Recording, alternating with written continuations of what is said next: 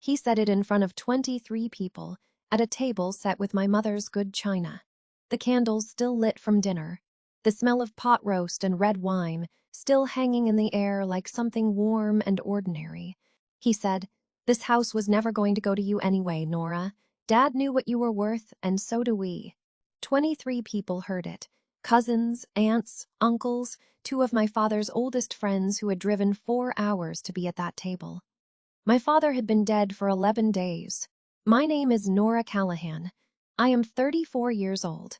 This is the story of how my brother stole a dead man's legacy, lied to everyone who trusted him, and how I made sure the consequence found him in the most specific and permanent way I knew how. He is currently 90 days behind on his mortgage. The bank that holds that mortgage is not a stranger to me, but I'll get to that.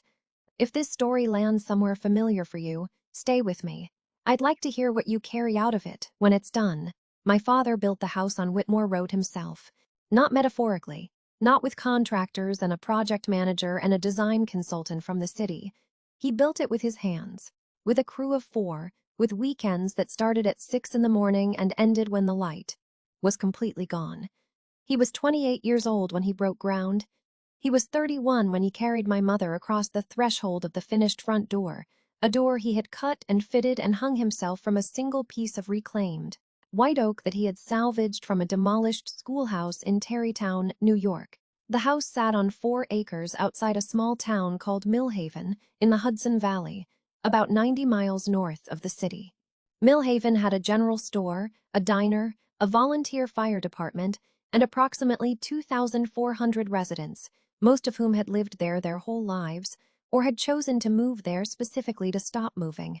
The kind of town where everyone at the hardware store knew your father's name and used it. The house was not a mansion in the glossy sense. It was not a showplace or a landmark. It was 4 bedrooms, a wraparound porch, a stone fireplace in the living room that my father had built from river rock. Had collected over 3 summers from the creek bed at the back of the property, and a kitchen with southern exposure that was full of gold light every morning until about 11. It had 17 acres when my father first bought the land. He sold 3 over the years when money got tight. He held on to the other 14 like they were children. Property tax records from 2023 put the assessed value of the house and the remaining acreage at $1.2 million. 2 independent appraisers later told me the actual market value was closer to $1.6 million, given the land, the condition of the structure, the view from the back acreage, and what the Hudson Valley market had done in the previous 4 years. My father knew what it was worth. He knew exactly. His name was Gerald Callahan. Jerry, to his friends.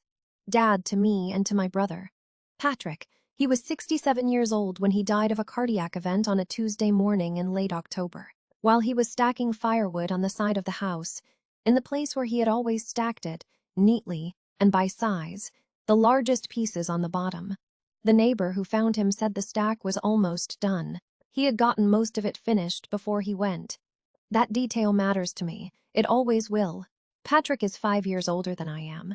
He is 39, broad across the shoulders, and has an ease in rooms full of people that I have never been able to replicate and have stopped trying to.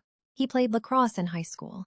He got a business degree from a state school on the strength of my father's tutoring and spent the decade after graduation cycling through positions at mid-size companies in the valley, always 1 or 2 rungs below what he felt he deserved, always with a story about why the most recent opportunity had not worked out the way it should have.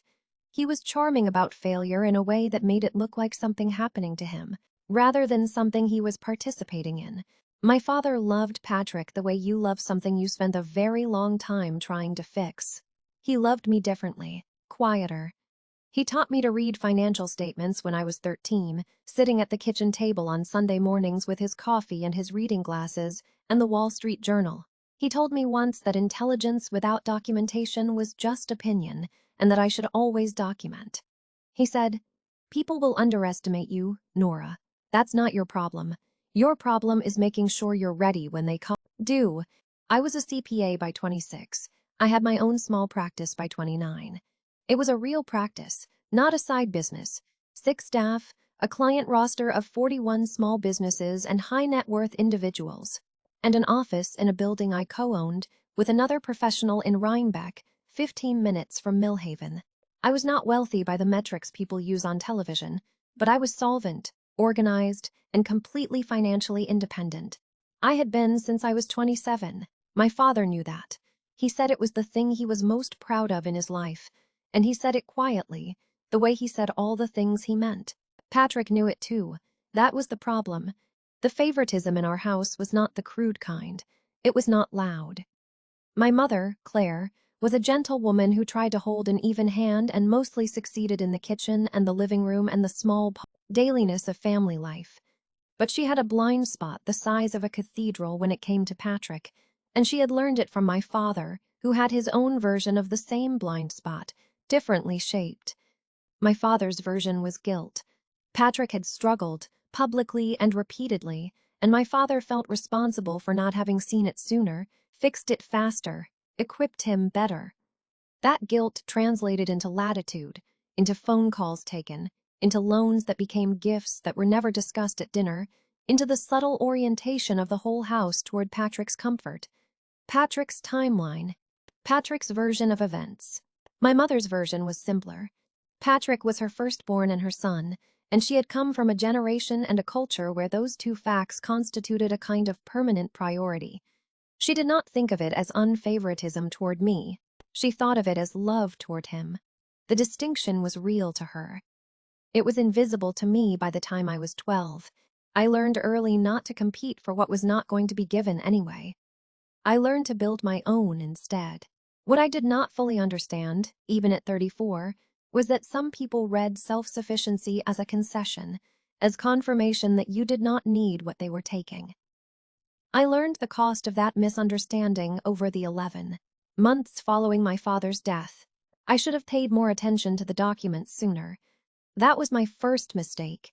The first scene I need to tell you about happened 4 months before my father died. It was June, and the three of us, Patrick, my father, and I were sitting on the back porch in the early evening, the light going amber over the back acreage, the sound of the creek just audible if you were quiet enough. My father had a beer. I had iced tea. Patrick had driven up from Kingston, where he was living at the time in a rented house that my father was contributing $800 a month toward. Though this was not a fact I was supposed to know, I knew because my father's bookkeeper, a woman named Diane Foss who had managed his accounts for 11 years, was a client of mine and had mentioned it once, obliquely, in a way that told me she assumed I already knew. I had not already known. Patrick was telling my father about a new investment opportunity he had been researching. He described it the way he described everything, with authority and forward momentum and the confidence of a person who has never been asked to prove a thing. It was a short-term real estate deal. He said, a development group out of Poughkeepsie. He needed $40,000 to get in at the ground floor, and he needed it in the next 3 weeks because the window was closing. My father did not say no. He said he needed to think about it. Patrick looked at me then, across the table, and said, I'm not asking you, Nora. I know you'd just run a spreadsheet on it. He said it lightly. He smiled when he said it. He meant it to be funny, the way cruel things are often dressed. My father said, Patrick once, quietly. That was all. I said nothing. I took a sip of my iced tea. I watched the last of the light move across the hill at the back of the property. My father gave Patrick $22,000, not $40,000. He sent a check in July and told Patrick to use the difference as a reason to be more careful with his research. The investment did not pan out.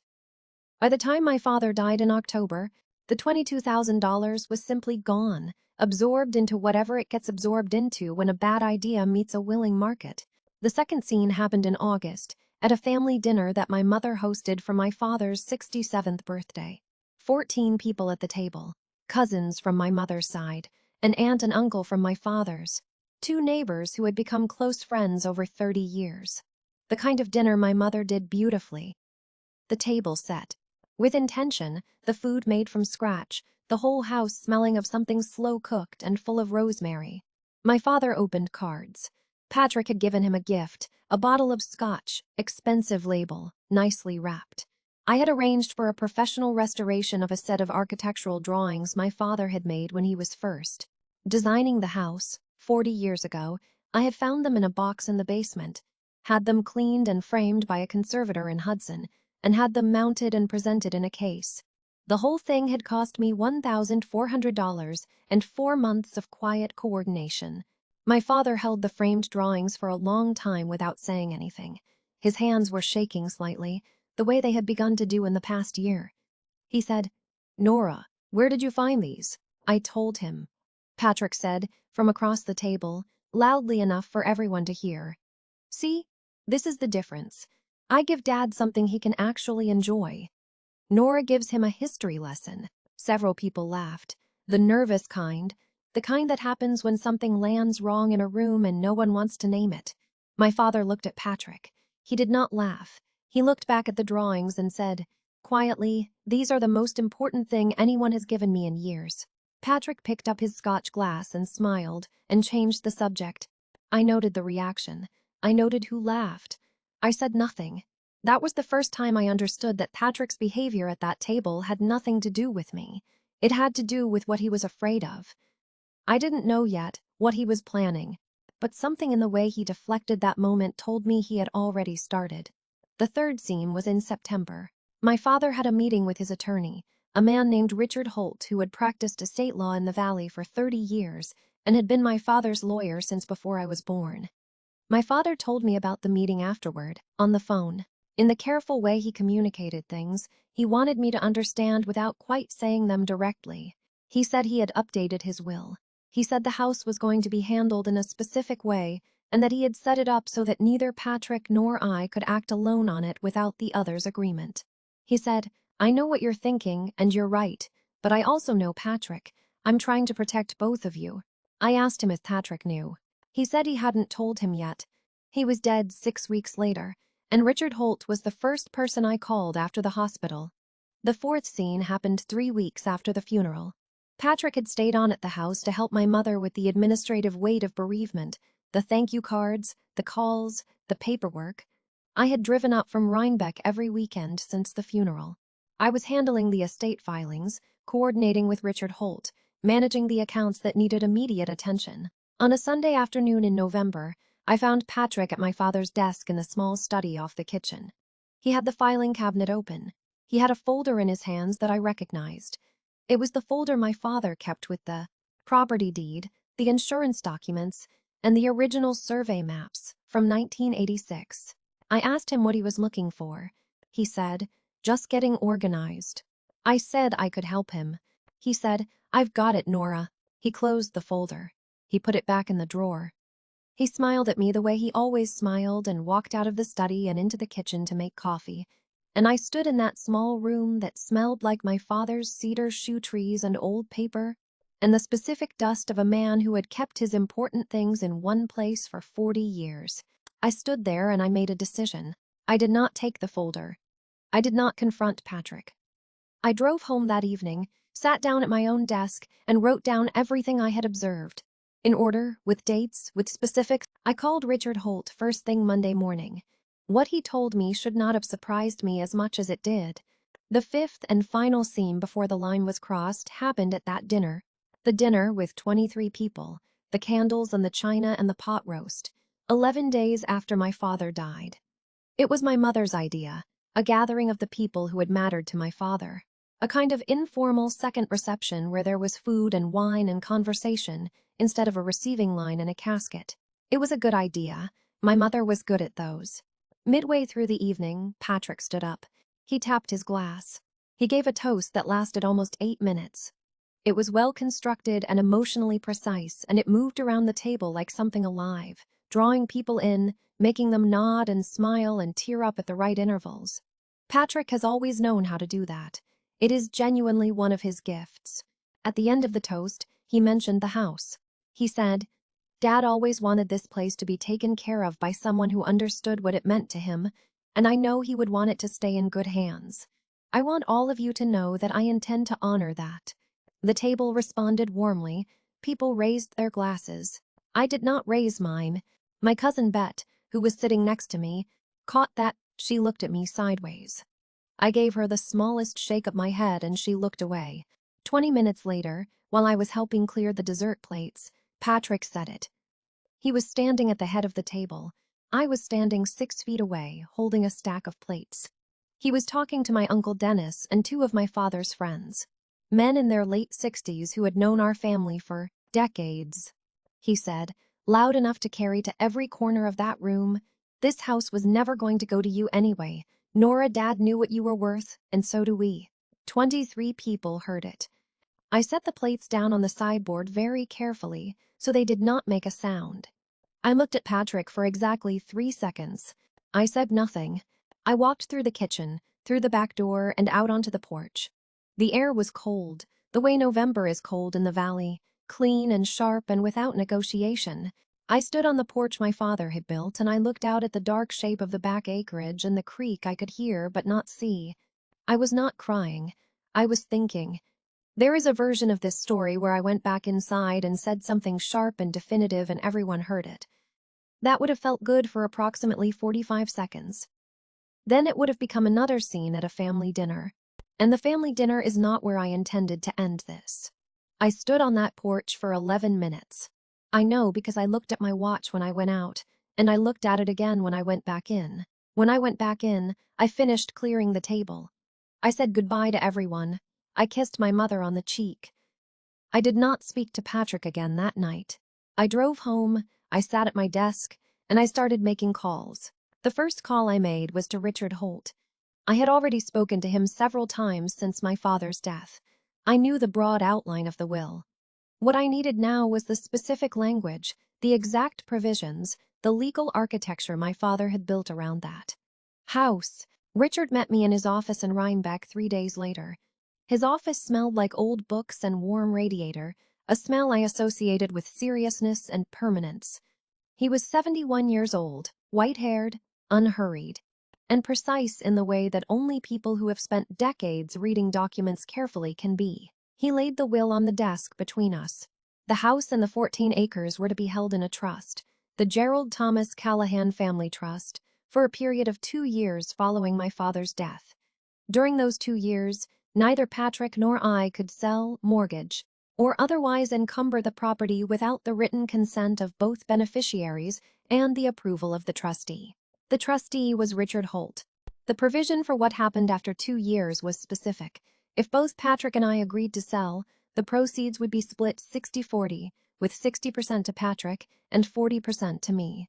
In acknowledgement of the fact that Patrick had contributed more significantly to the maintenance and upkeep of the family home, a characterization my father had included at Patrick's request 3 years prior. In exchange for Patrick actually doing some maintenance and upkeep, which he had done for approximately 1 year before stopping.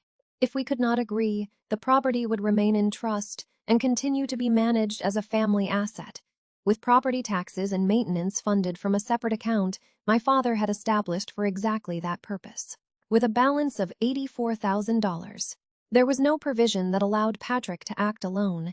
There was no provision of the will in which Patrick could sell the house without my signature. I absorbed all of this. I said, "Has Patrick asked you about any of this?" Richard said he called me on the Monday after the funeral. I said, "What did he want to know?" Richard paused in the careful way of a man who takes his professional obligations seriously. He said he wanted to know whether the trust could be challenged and whether the 2-year provision could be shortened by mutual agreement. I said, "What did you tell him?"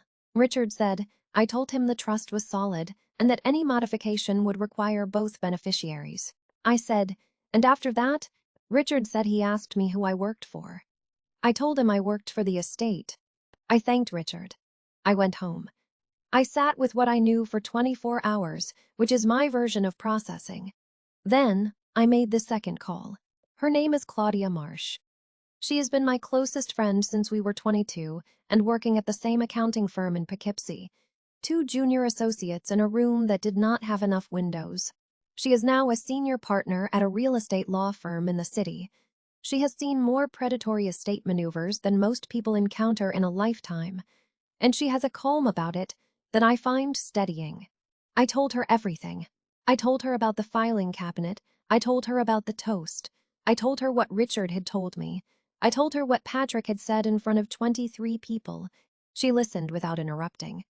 When I finished, she said, He's going to try to forge or coerce something, or he's already found someone who will buy the property in a way that moves fast enough to present you with a fait accompli. I said, "Can he do that?" She said, "Not legally, but people try." She said, "Nora, you need to do 3 things.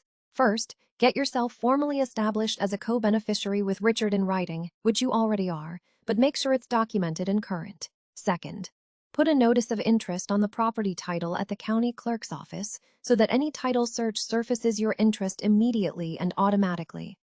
Third, watch his finances." I said, "Why his finances?" She said, "Because if he's in trouble, this gets faster and messier, and if he's in serious trouble, he may already have someone waiting." I filed the notice of interest at the Ulster County Clerk's office on a Thursday afternoon in November. The fee was $47. Then I started watching Patrick's finances. This part requires a clarification. I did not access anything private. I did not hack accounts or subpoena records. What I did was apply the skills I use every working day of my professional life to the publicly available information around. My brother and I was thorough. I pulled his credit report, to which I had a legal basis through the estate administration. I looked at his tax filings from the past 3 years, which were part of the estate documentation my father's accountant had on file and which I was entitled to review as a beneficiary. I talked to Diane Foss, who had managed my father's accounts and who told me, without violating any confidence, that the $800 a month housing subsidy had been running for 4 years, not 2, and that my father had also lent Patrick $34,000 in 2021. That was documented as a personal loan at 0 interest with no repayment schedule. The picture that assembled itself was this. Patrick was not simply financially careless. He was structurally insolvent in a way that had been papered over for years by my father's quiet generosity. He had a mortgage on his house in Kingston, a house he had purchased in 2020 for $387,000. With a $310,000 mortgage at a regional community bank called Hargrove Savings Bank, he had a car payment, 2 credit cards with combined balances of approximately $28,000, and a personal line of credit with $19,000 outstanding. His current employment was a consulting arrangement with a small firm in Newburgh that was paying him $4,200 a month, which was not enough to sustain his obligations without supplemental income. The $800 a month from my father was gone. The 0-interest loan was not going to be repaid. The $22,000 investment had evaporated. Patrick needed the house to sell. He needed it to sell fast, at whatever price would clear his debts and give him room to breathe. He needed it so badly that the 2-year trust provision was not an inconvenience to him. It was a crisis. I understood then why he had said what he said at that dinner table. It was not arrogance. It was panic dressed in arrogance, which is a costume I have seen many times in my professional life, usually in the offices of people who have spent too long believing that momentum would substitute for math. I documented everything. I created a master file. I labeled it with a date and my initials and put it in my fireproof cabinet at the office. Then I did something I had not planned on doing. Something that came to me one evening while I was reviewing Hargrove Savings Bank's publicly available information and noticed something in their regulatory filings. Hargrove Savings Bank was for sale, not publicly, not with a press release, but in the quiet language of community banking, a regulatory filing here, a change in board composition there, a reference in a local business journal to strategic alternatives being evaluated. The signal was clear enough to someone who knew how to read it. I read it. I called a colleague of mine, a man named Thomas Elridge, who runs a small private equity group that had previously acquired 2 community banks in the Mid-Atlantic region. We had worked together on a tax matter for one of his portfolio companies. I trusted his intelligence and his discretion. I told him what I had found. I told him what I was thinking. He was quiet for a moment. Then he said, "Nora, do you understand what you're describing?" I said I did. He said, "You want to buy the bank that holds your brother's mortgage?" I said, "I want to participate in the acquisition of a community bank that appears to be in the process of exploring a sale. If that bank also happens to hold a mortgage belonging to my brother, that's a matter of public record and not a conflict. Under any statute I'm aware of." Thomas laughed. It was a real laugh. genuine and unguarded, and I remember it clearly because it was the moment I knew this was actually possible. He said, "Let me make some calls." The acquisition process took 8 months. I am going to be specific about what I contributed because the specificity matters. I joined the acquisition group as a limited partner, contributing $312,000 of my own capital, which represented a meaningful portion of my liquid savings, but not a destabilizing one.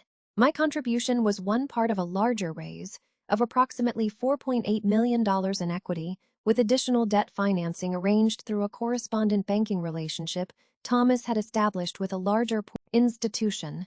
The deal closed in early October, almost exactly 1 year after my father's death. Hargrove Savings Bank, including all of its loan assets, became the property of the acquisition entity, of which I was a limited partner with a defined governance role as a member of the Credit Oversight Committee.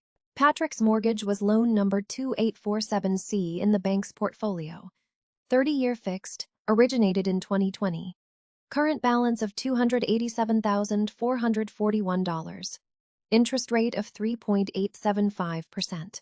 Payments of $1,456 per month, due on the 1st of each month. He had not made a payment in 61 days when the acquisition closed. I also need to tell you what was happening with the house during those 8 months, because Patrick did not sit still. In February, 5 months after the dinner, Patrick came to Richard Holt with a proposal. He had found a buyer, a developer from Westchester who was interested in the property as a luxury subdivision site. The offer was $1.35 million. Patrick wanted Richard to approve the sale and argue for a modification of the trust timeline on grounds of financial hardship. Richard told Patrick he would review the proposal and consult with both beneficiaries. He called me the same afternoon. I said, "What are the terms?" Richard read them to me. The sale would net, after fees and taxes, approximately $1.1 million. Patrick's 60% share would be $660,000. My 40% would be $440,000. I said, and Patrick's $40,000 in loans from my father. Richard said, "The will treats them as gifts." I said, "I know, I'm noting it." I said, "Richard, I want you to know that I am not going to consent to this sale." Richard said, "You understand that means the trust continues and nothing changes." I said, "Yes." He said, "All right." Patrick called me that evening. He was controlled on the phone, measured, using a voice I had heard him use with my father when he wanted something and knew he had to be patient about it. He said the offer was good and the timing was right and the market was not going to stay where it was. He said the house required maintenance we couldn't keep up with indefinitely. He said it made more sense to monetize the asset now and distribute the proceeds. I said, "I'm not consenting to a sale right now, Patrick." He said, "Nora, be reasonable." I said, "I am being entirely reasonable. My answer is no." He said, "You're doing this out of spite." I said, "Good night, Patrick." I hung up. He escalated. In March, he hired an attorney to draft a formal petition challenging the trust provisions and arguing that the 2-year holding period constituted an unreasonable restraint on alienation under New York property law. The petition was filed in Ulster County Surrogate's Court in April. I retained Claudia. Claudia responded to the petition with a 31-page brief that was, by my non-attorney reading of it, a very thorough and very calm dismantling of every argument Patrick's attorney had made.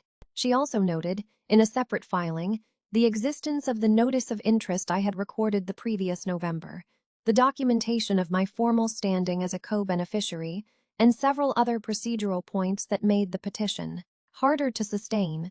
The Surrogate's Court denied Patrick's petition in June.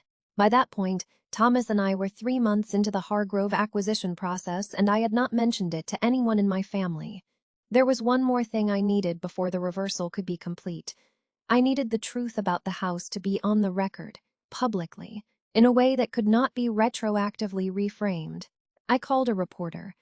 Her name is Marisol Reyes, and she writes for the Hudson Valley Ledger, a regional publication that covers local business and real estate with more rigor than most regional outlets. I had met her twice at community events. I respected her work. I called her in August and I told her I had a story about estate fraud, predatory development, pressure on rural properties, and the specific way that family assets get stripped in the absence of proper legal protection. I told her it was partly personal and that I was willing to be on the record.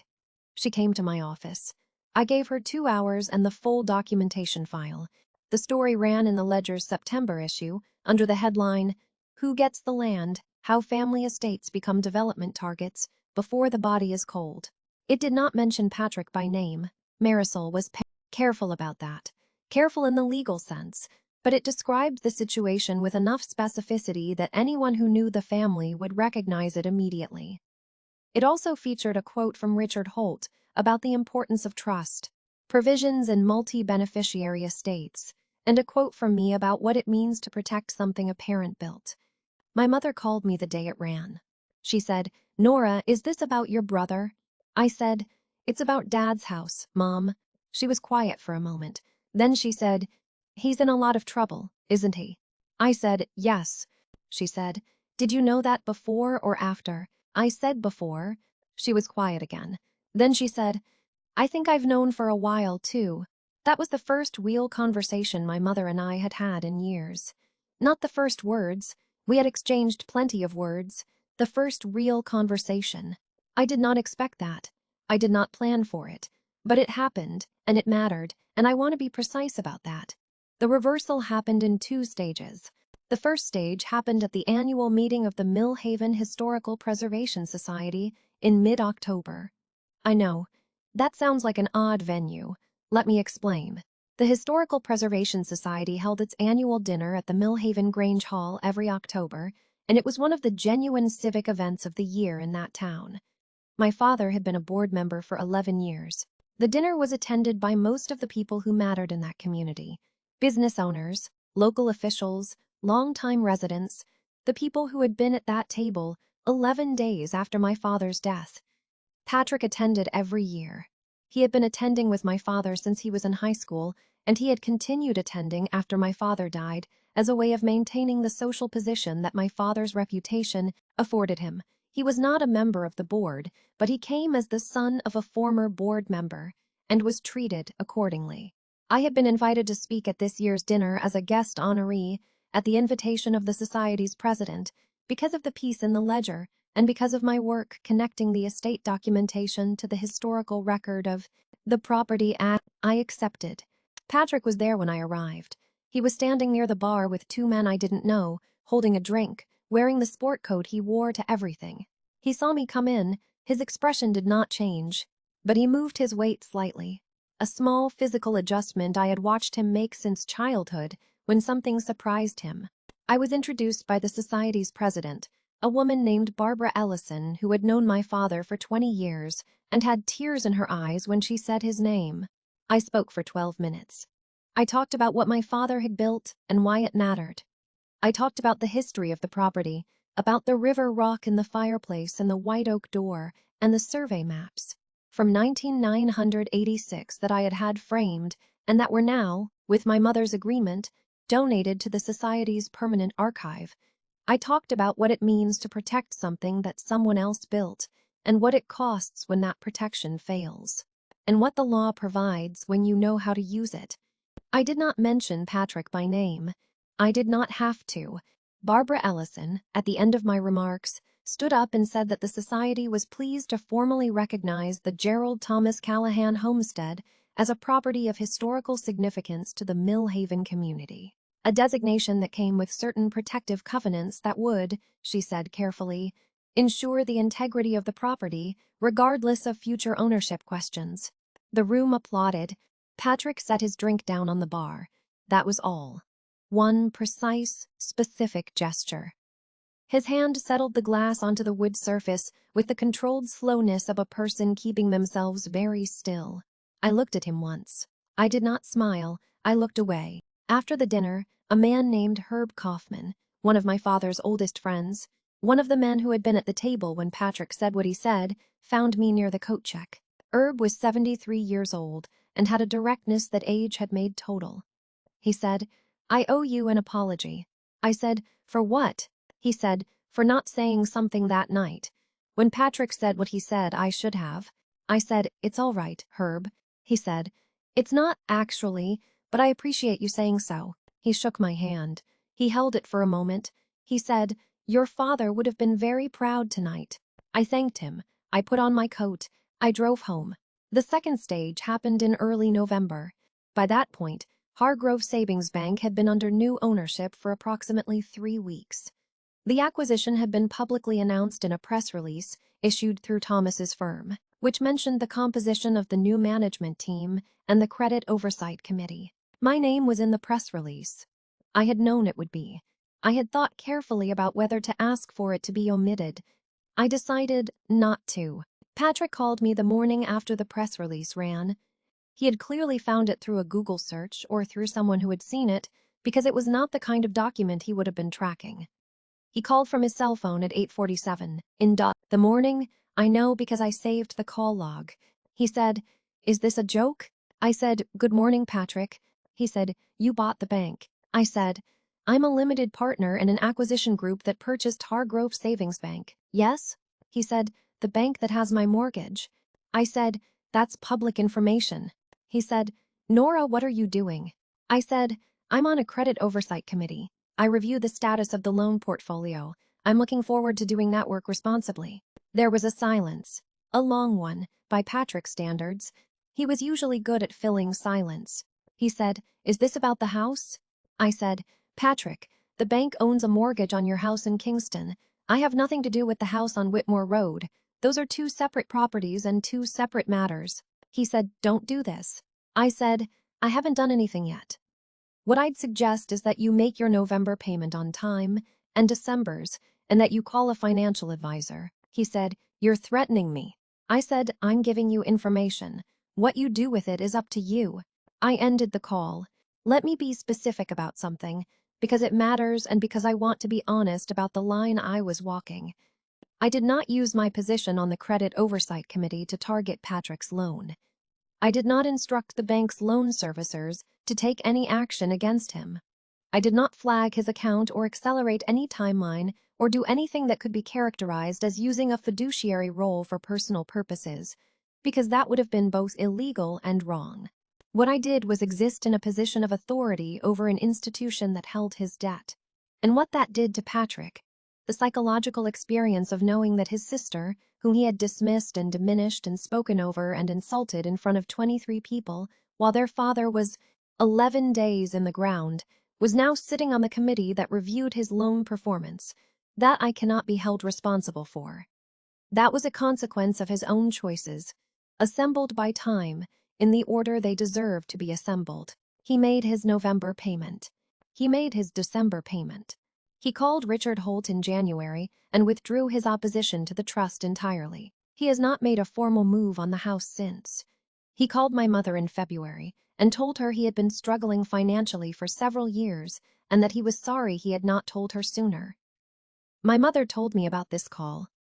She cried while she told me, not with sadness, exactly, more with the specific exhaustion of a woman who has spent 40 years hoping something was not true and has finally been allowed to put that hope down. Patrick did not call me. Here is what happened in the year following all of that. Patrick's consulting arrangement ended in December.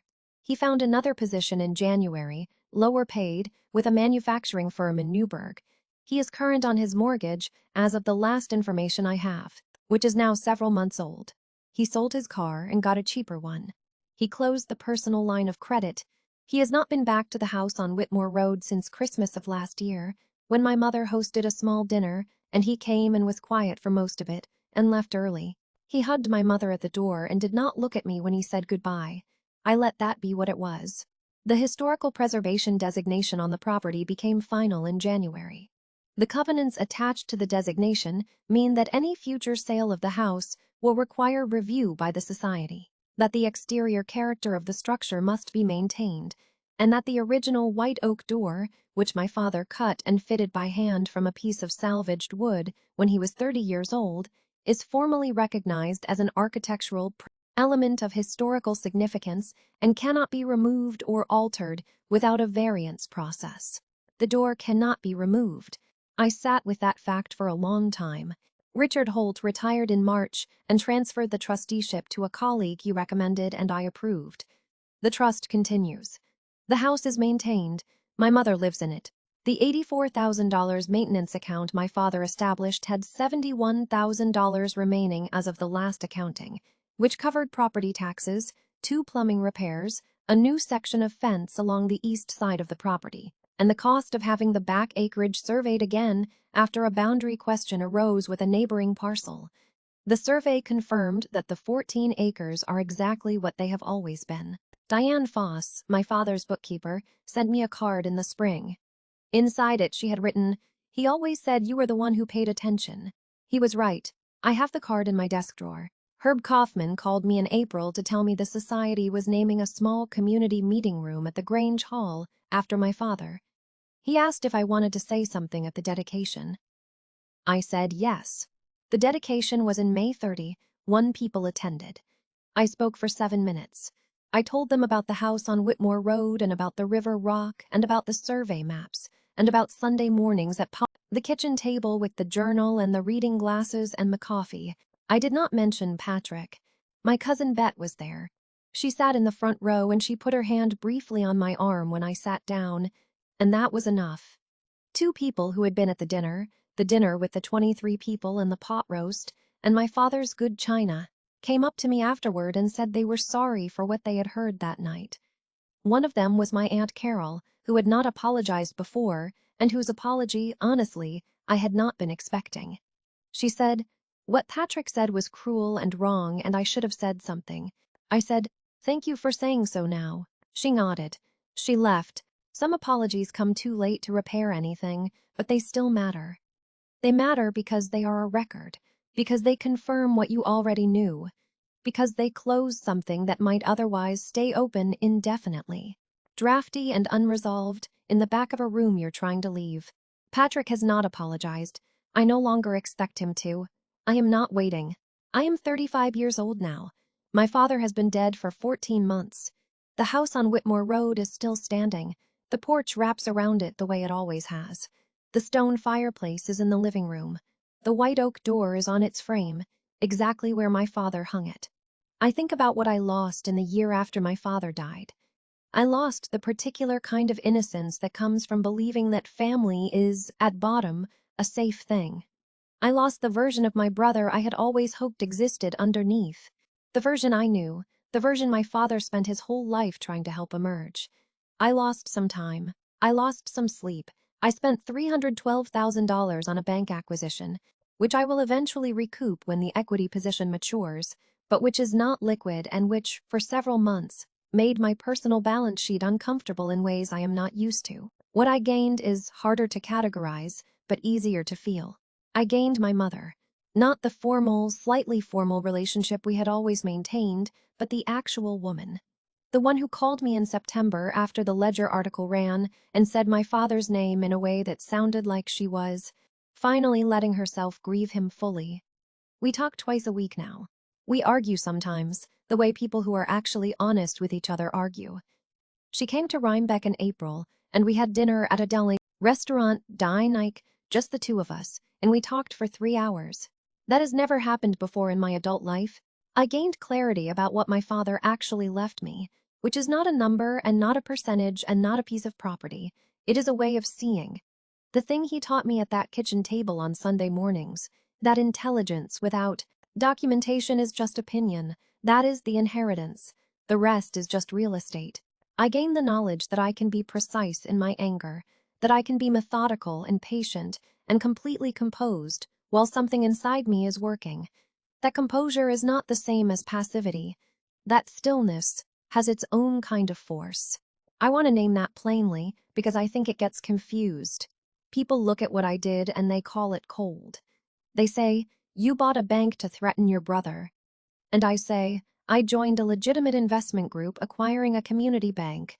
The fact that my brother's mortgage was in that portfolio is a fact he created, not one I created. The fact that he knew I was on the oversight committee is information he could act on in any direction he chose. He chose to make his payments. That is not a threat fulfilled. That is a man doing the math for himself and arriving at a decision. My father would have understood that distinction. He made it clear every Sunday morning at that kitchen table that the math does not lie, and that the job is simply to understand it fully before anyone else does. If something in this story sits with you, stay close. There are more where this came from, and I'd be glad to hear what you found in it. My name is Nora Callahan. I am 35 years old. My father built a house with his hands, and I made sure no one took it. That is what I am worth,